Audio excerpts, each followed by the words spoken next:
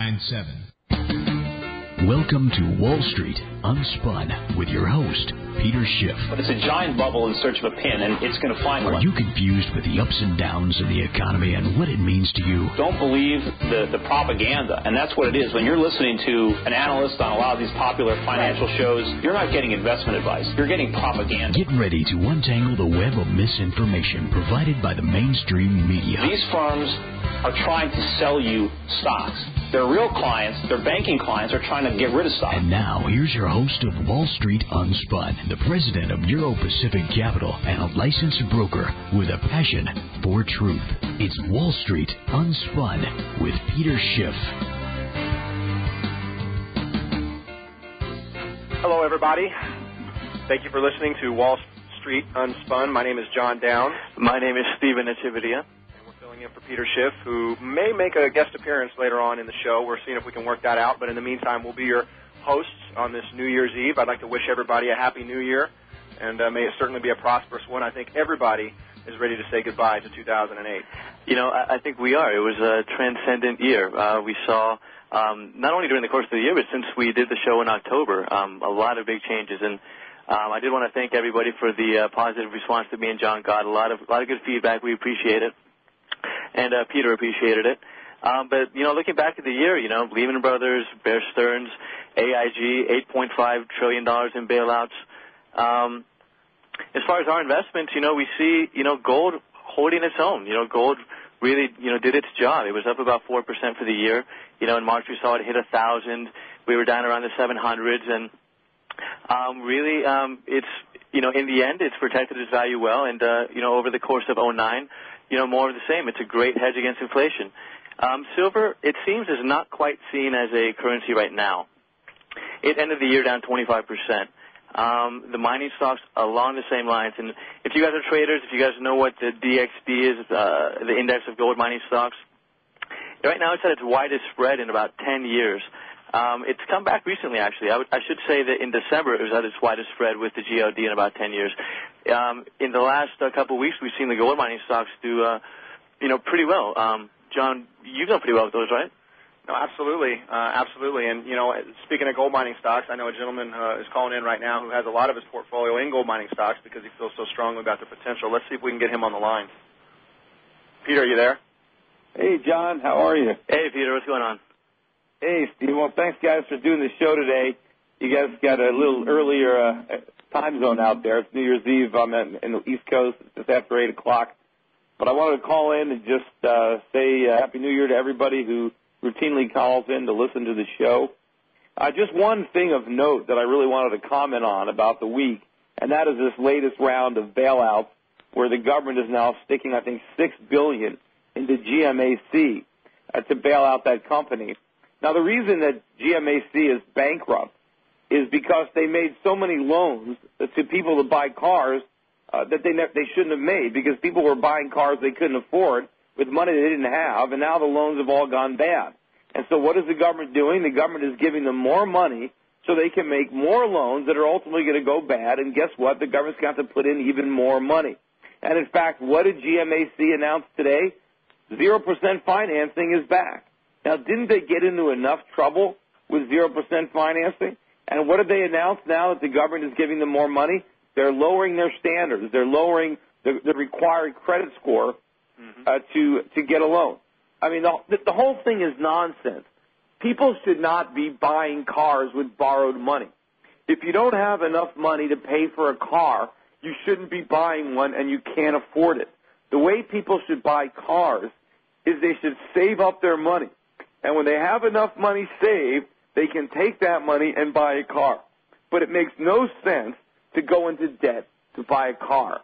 Now, maybe under certain circumstances where you need a job and you have no way of getting to work and you don't have enough money for a car, maybe you can buy a cheap used car with borrowed money to get you to and from your job.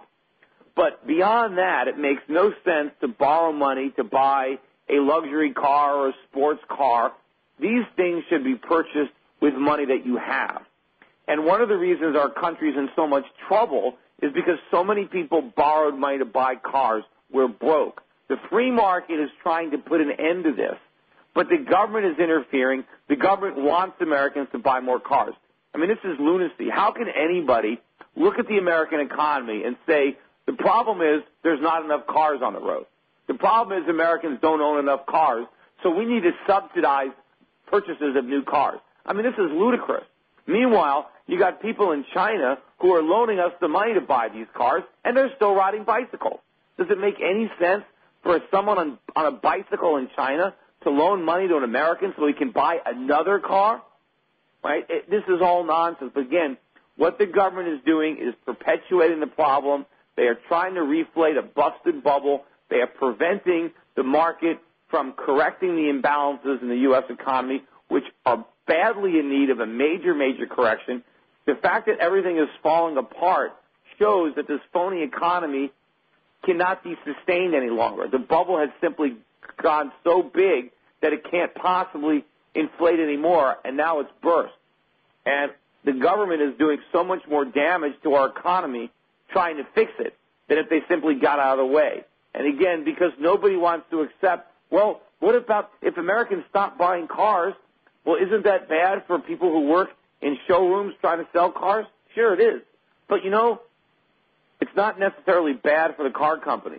Because what the car companies need now is not more sales to Americans who can't afford to buy cars, who are broke.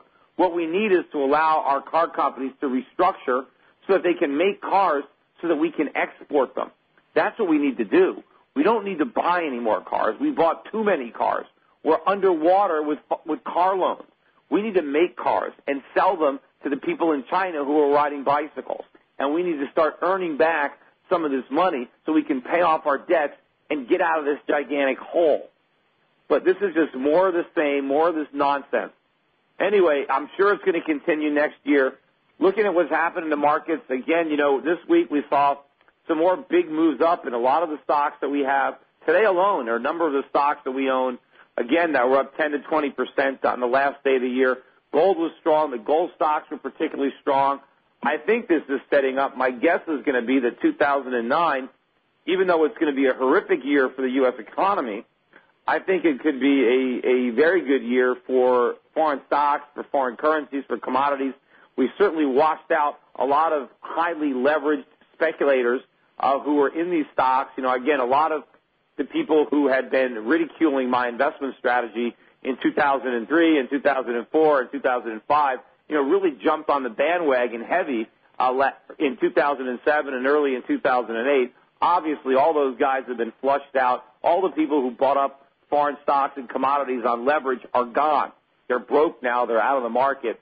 But I think the stage is set for a phenomenal rise in many of these stocks, and I think the dollar is set to have a horrific year in 2009. It actually was up in 2008 against many of the currencies. The dollar had a strong year in 2008, and I think that's the end of the correction for the dollar, and I think it's headed a lot lower. So I certainly think that the people who have been listening to the show, you know, if you haven't done anything yet, if you haven't set up accounts, in my guesstimation, it's a great time to be doing that. I think people are going to be looking back at the prices that existed in late 2008 with nostalgia, and people are going to be amazed at how inexpensive some of these stocks were, and people are going to be kicking themselves that they didn't buy them when they had an opportunity, because these opportunities are not going to last. Anyway, that's it. I just want to just say a few things. I want to turn the show over to John and Stephen, and wish everybody a happy New Year's, and I will be doing the show again next week in 2009. Thanks a lot, guys. Hey, thanks, Peter. All right. Very good. Well, listen, you know, I think Peter hit it right on the head right there. You know, you're going to be looking back with nostalgia at a lot of the prices that we see right now. Yeah, you know, Peter was talking about how, you know, GMC was making loans with 0% financing, and I think, you know, we're doing a lot of the same thing. Right now, the 3-month T-bill is at -1 basis point. You paid to finance them, and so we're still owing money to the government based on that. And we're looking at 2009, and people are going to say, well, is this going to be like the 1970s? Is it going to be like the 1930s? I think it's going to be more like the year 1900. You know, in 1900, you had a country that had 25% of the world's GDP, that was the world's dominant military power, that had a large percentage of the world's land and economic power. And you had a nation rising across the world, and that was Britain. and the nation that was rising was the U.S. Now we're at the same point. You know, GDP in the U.S. is comprising of